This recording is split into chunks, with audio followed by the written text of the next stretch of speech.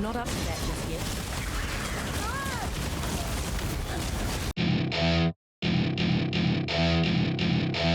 Hey everybody, Forbidden Exile here, and welcome to a new video. So this is going to be my Leaguestart build guide for my Poison Exsanguinate Pathfinder that I'm going to be playing. It's such a phenomenal build. Some of you may have seen one of the previous videos that I put out on this last league about 2 months ago or so. From the time of recording this, it's clear the whole screen with one click. It's not clickbait. It's literally you click and you clear the whole screen. As with any Pathfinder kind of poison build, you're going to want to start with Poisonous Concoction, which will have a little bit of gameplay of that. I'll load up that character as well. I'll just have kind of a pretty scuffed version of it loaded up on a character with very minimal gear. We'll just run through, part of the campaign, probably Blood Aqueducts, and just kind of show you how the build works to get you basically 2 maps. And then you just kind of slowly start saving up currency, building currency through the campaign, and then switching to Exsanguinate. But anyways, we'll get right into it. I've been blabbing on for too long. As usual, we'll go over the gear, the gems, the skill tree, and then we'll go over to Path of Building so you can see all the actual damage numbers. All right, so I didn't want to rebuy everything just for a very specific baseline build guide. The Path of Building does have an edited version of the gear that I have now that doesn't have any of the crazy corruptions on it, so you can see what the damage is, and it has awakened gems in there, which I don't have right now. Cold Iron Point. It's a phenomenal build. You can use Obliteration, but the +3 level of physical spell skill gems, this gives you a decent amount of damage. Obliteration, the Obliteration Wand, does give you Explode, so if you want to try that one as well. I haven't really played with that one because the Cold Iron Point works great, and it's super cheap. This one's corrupted with the gain of Frenzy Charge on kill. Helps a lot with mapping. It's a pretty common corruption on this, from what I've seen over the leagues. So it shouldn't be super hard to either just corrupt it yourself if you find a couple, or just buy it, day 2 of the league. The helm, obviously this still has the Reap enchant on it. We just want to get, some sort of a high evasion, because you're an evasion-based build. You want to get Temp Chain's Curse effect to help with the Ascendances, because that curses them with Temp Chains on hit. And then just as usual, life, res. You want to get 100% spell suppression cap, so get spell suppression on your gear anywhere you can, because you do use a decent amount of uniques, and none of them have spell suppression on them. You can go double Cold Iron Point for more damage. I prefer a little more defense, so I don't die as much, because it's somewhat squishy. As you can see, I have no life flask here, because I have so much life leech. But Dawnbreaker works great, because it converts your fizz damage taken as fire damage, and cold and lightning as fire damage as well. Gives you some increased chance to block, and it scorches enemy, which that doesn't really do anything. It's just another physical damage mitigation. There's tons of better shields that I could be using, but this one works fine. For the rings, just use Ming's Heart, so you can get fizz. Fizz damage is extra chaos damage. You want to convert all of your physical damage to extra chaos damage. With Amulet, this is a +1 level of all physical skill gems. Amulet, the damage over time multiplier does help. It's not vital.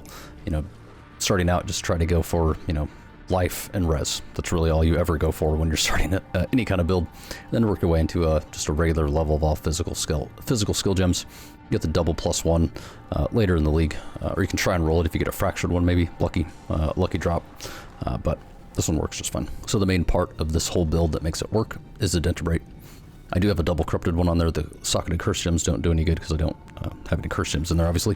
The +1 level of socketed gems does help a significant amount with damage, because it's a physical skill gem, and it level of gems helps a lot with damage.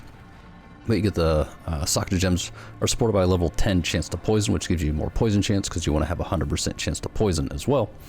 Gives you some elemental resistances, some evasion, energy shield. The big one is the increased damage with poison if you have at least 300 dexterity. The poison duration is nice as well if you have 150 intelligence, which you should relatively be able to get. But making sure that you have 300% or 300 dexterity is such a huge damage increase. If you go below 300, switching out gear, maybe moving your skill tree around, you will notice a significant drop in damage. So I have 301 dexterity right now. I did whatever I could to get over that 300 to give 83% increased damage with poisons. As I said, it's a very significant damage increase. So Ascendances, Gentle Touch, the corrupted cast speed does help a lot. Cast speed, it helps you cast faster, obviously.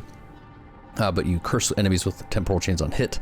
The non-aura curses are not removed from dying enemies, so the curse sits there on the ground, cursing things that walk over it. And then enemies near corpses affected by your curses are blinded, so it blinds them. And then it also gives you Explode, which is fantastic. Helps with clear luck. The belt, nothing special. It's literally just stats. You're pretty strength starved on this build. Ironically, even though it's you're a pathfinder, you do need a lot more dexterity than you just naturally would get on the tree because of how you path. And then the boots, poisons you inflict, deal damage faster because you're poison. A chance to avoid being frozen. And then spell suppression, life regen if you can get it, move speed obviously, and then more res. Because you're a pathfinder, how the Ascendances work, you're always getting flash charges. You can, hear them going off the whole time. So you just use those to your advantage, so you don't really have to worry about resistances. So I just got a double evasion Jade Flask here, and then a Topaz, Quicksilver obviously. Taste of Hate you don't really need. You can use a Sapphire Flask to get the cold resistance on there as well. But Taste of Hate's nice because you, more physical damage mitigation. There's damage taken from hits as cold damage. And then Ruby Flask, so then the suffixes on there try to get avoid being ignited, increase cast speed, and then I just went for reduced effective curses with increased effect. And they're always going off once you're, while you're mapping, so you don't really ever have to worry about resistances, as you can see here. All right, well, I had to craft cold res on my on my belt because I've been moving gear around trying to work on this video. But as you can see here, all the flasks up. You're at 85, 88, 86. You're overcapped. Not by a ton. You're not going to be able to do Eater Altars and click them all and just not really look at them. But, the Chaos Res, you're overcapped on Chaos Res, which is nice. The physical damage mitigation, there's really not much, right? You have a lot of Fizz taken as, but you're evasion-based build, and I'm not evade capped yet. But 23%, it's nothing. Just kill stuff before it kills you, basically. We'll go over to the tree now. So this is my Ancestor League tree. All of these tattoos on there, which unfortunately we don't have anymore. But the gist of it is, you come through here, work your way down, and just work your way down here, right? Getting life, getting flask effect duration, spell suppression, life flasks, which I don't need, but spell suppression you do need. The only jewel I have here is just for some more strength and dexterity and some more res. There's no cluster jewels, no other jewels on the build whatsoever, which I probably should get a corrupted blood immunity jewel, but it's fine.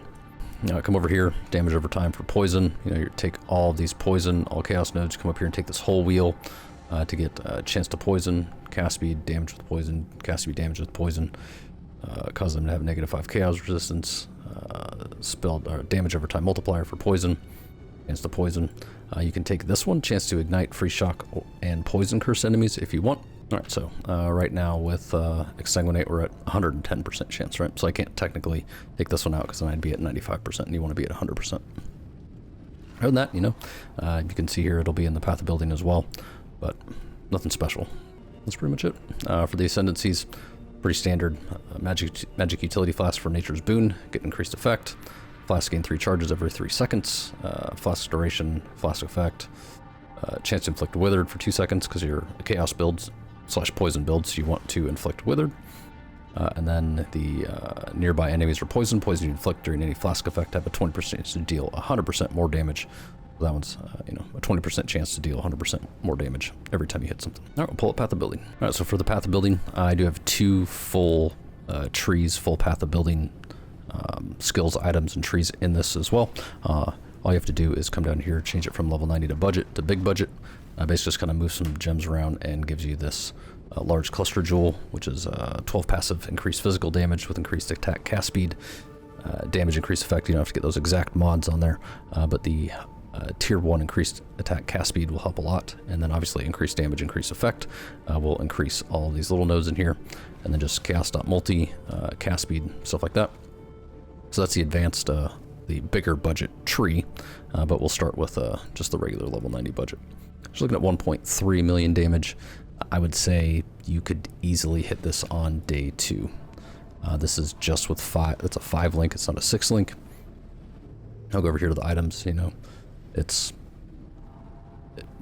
pretty easy to hit. This is on a budget armor, not even the Dendrobate, right? You put in a Dendrobate, it's a regular one, you get about 1.5. So this is literally just budget, life, res, just getting you res capped. That's it. The Ming's Hearts, obviously you're going to want to get those eventually. That's kind of your, your chase item early on. To me, I would say that as an Aston Cold Iron points Should be pretty easy to get. Run the chaos recipe, buy them from people. They're going to drop pretty commonly. The Dawnbreaker, that one's, you know, not as easy. It doesn't drop as often. I think it drops from Syrian Exarch. So, but those ones will go up for sale fairly quickly. If you switch out the Dawnbreaker to Cold Iron Point, you get a significant amount of damage boost just there on the budget version, right? 1.9 from 1.3. When you're talking like white maps, early yellow maps, you know, 600,000 damage is a lot. So if you do load this and you want to check out, just quickly go from the base budget to the big budget. You just change these two, and then go over here. We'll just quickly go over the skills, right? You're running Vitality and Arrogance, so you reserve a little bit of life. Steel Skin, Herald of Purity, Flame Dash, Grace, Malevolence, and Light and Herald of Agony. Withering Step with some Enhance and Despair. Obviously, Monster Kill Explosion from Ascendances, and then Temp Change from Ascendances as well. For Exsanguinate itself, just Chain, Spell Echo, Unbound Ailments, and I have Chance to Poison in here right now, just because I don't have the Denturbate for this example for the Leaguestart version. But we'll switch this over to big budget, and you're looking at about 9.5 million damage. It scales pretty well. This is all Awakened Gems. The combination that you use with Exsanguinate actually allows you to use all Awakened Gems. Awakened Spell Echoes and Awakened Spell Chain are stupid expensive. But if you can get them, you know, this is what you'll be at. For items, using double Cold Iron points. The +1 level of gems, cast speed. Other than that, it's the same exact gear, aside from the large cluster jewel. And, you know, a couple little jewels here and there. You know, Corrupted Blood, Mana Reservation, damage with poison, life per enemy hit with attacks. You know, you cast Exsanguinate and it spreads to everything, and everything is a hit. So your life leech is pretty ridiculous.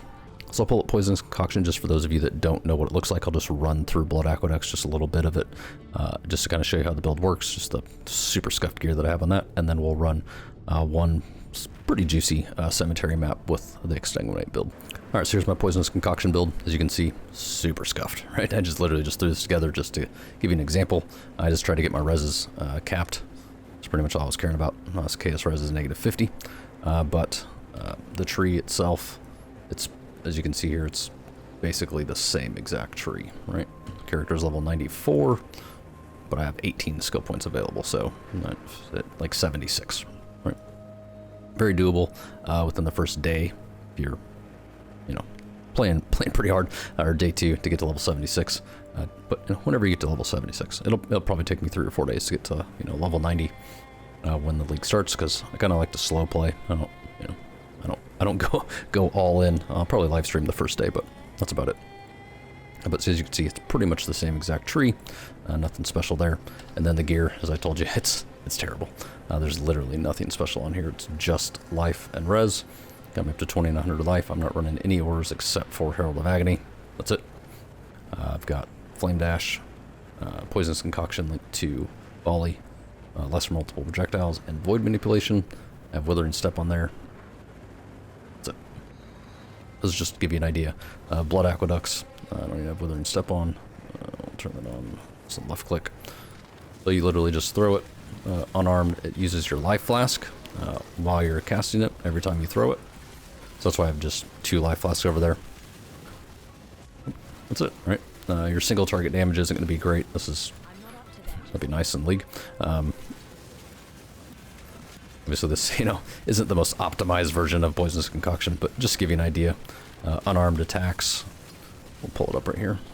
As you can see, those bottle explodes, deal unarmed attack damage in an area, has a chance to poison, can consume charges from a life flask to add further damage. So if you have life flask and it can take charges from a life flask, then you do more damage. All right, now for the good build, right? Exsanguinate got you know, somewhat decent. This regular cemetery map, I got some random sextants on here with essences and stuff like that because I was running essences, so we'll throw those in there as well. Just so you can see how it goes. Just right here we got Steel Skin on the left click, Exsanguinate, and then he's Whirling Blades. Flame Dash gets you to jump over something, and then I manually cast Despair just to get more damage. So when you start the map, literally just fire off your Quicksilver Flask if it doesn't go through. Got a Delirium Sextant on there.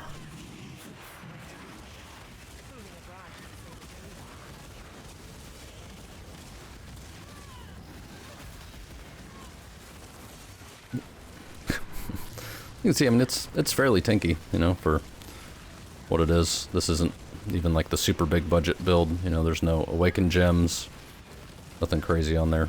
But this is extra lightning, fire. That's fine. As you can see, I mean, the chains are just so great, and you get, you know, awakened gems in here. Oh, probably gonna die. Nope. The life leech is pretty phenomenal.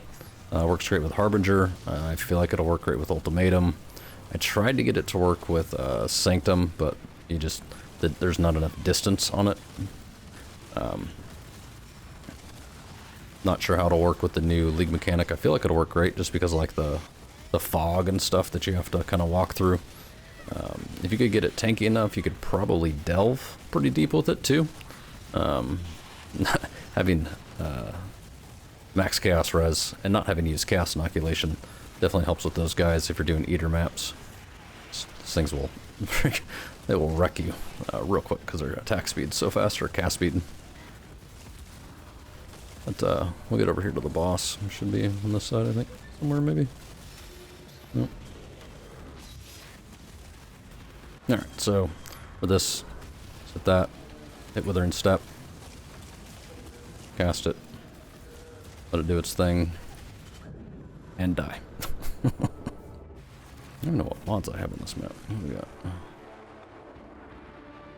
Just whatever.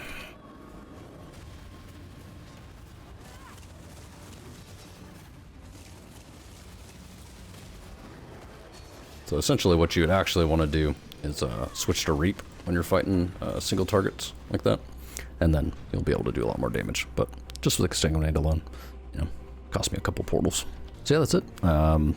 Hope this video helped you. Sorry it was kind of a long one. I will be putting out build guide updates as I progress in the build. I will be live streaming on YouTube as well for League launch at some point. I'm not sure when, depends on what I get out of work. I hope you enjoyed the video. If you did, please give it a like. And if you are enjoying the content and are looking forward to more Path of Exile 3.23 Affliction videos, please consider subscribing because it really does help me out.